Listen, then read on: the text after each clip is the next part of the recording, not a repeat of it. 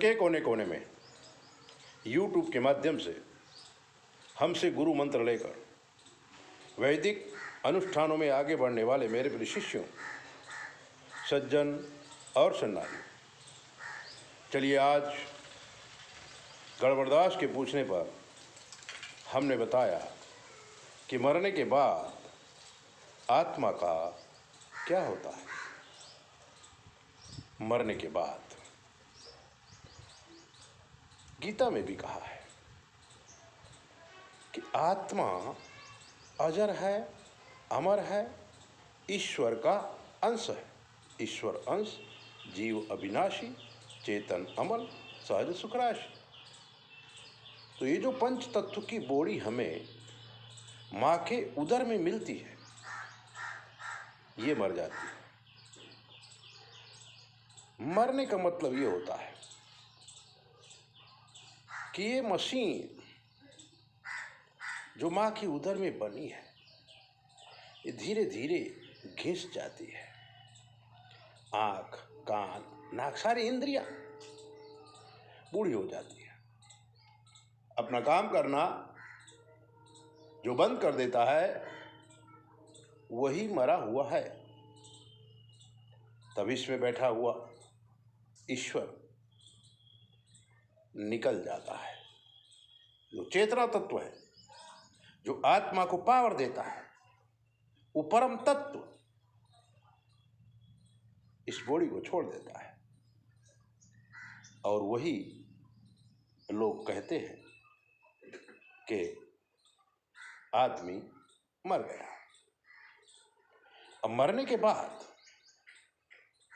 जो जीवात्मा है, जो आत्मा है, वो आत्मा 12 दिन तक तो अपने घर पे ही रहती है, क्योंकि कितने सालों से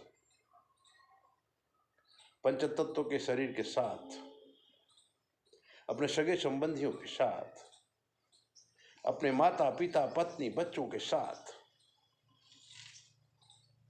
वो रहता है। तो बार बार वो देखता है कि जिस सब कार्य के लिए मैं इतना परेशान हुआ, आज वो पंच तत्व का शरीर छूटते ही मेरी संपत्ति के लिए, मेरे नाम के लिए लोग झगड़ा कर रहे हैं, या कहीं कहीं आनंद उत्सव भी मना रहे हैं। यमराजा के दूत जो चित्रगुप्त वगैरह हैं, उनके अंडर में ये आत्मा जाती है और वो लोग इसे पितरदोष ले जाते हैं, पितरलोक में ले जाते हैं। पितरलोक में ऐसा ही मकान हमारे पितरों का होता है, जो हमारी खुद की प्रॉपर्टी होती है। क्योंकि जब तक जीवात्मा परमात्मा में नहीं मिल जाता है, तब तक वो अपने ही घर में रहता है, बार बार पैदा होता है, बार बार मर जाता है। कर्म करते करते जब वो मोक्ष गति को प्राप्त होता है, तभी पितर लोक का घर उससे छूटता है। वरना अपने कर्मों को भोगते हुए वो पितर लोक में रहता है और पितरों के साथ में कभी कभी वो अपने पंचतत्व के द्वारा जो शरीर मिला और उससे जो घर मिला, उससे जो पत्नी मिले, उससे जो माँ मिले, उससे जो बच्चे मिले, उन्हें देखने की अभिलाषा से वो बार बार उस घर में आता है। अगर सत्कर्म किया है तो सुख देता है, और अगर दुष्कर्म किया है तो द्वेष भावना उसके विचारों में रह जाती है और वो कभी कभी उस परिवार को काफ़ी दुख देने वाला भी हो जाता है। और अगर पितर दोष है, यानी कि पितर नाराज हैं, तो वंशी नाश हो जाता है, फिर कोई बच्चा पैदा नहीं होता, बड़े बड़े रोग घुस जाते हैं, संपत्ति के लिए झगड़ा हो जाता है, समाज में जीने लायक जिंदगी नहीं रहती है। आदमी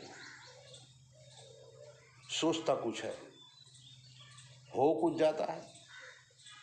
तो ये बात निश्चित होती है कि मरने के बाद जीवात्मा पितर लोक में रहता है।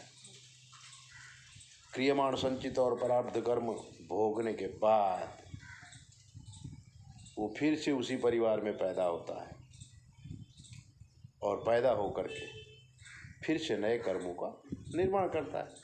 ऐसी दिव्य बातें जानने के लिए चैनल सब्सक्राइब करो, लाइक करो, और अगर आपके जीवन में कोई कष्ट है हमसे पूछ लो, शास्त्र के मत के अनुसार हम आपको जवाब देंगे। 9825200108 पर फ़ोन करो, समझ लो। जय बोले, अपना ध्यान रखो।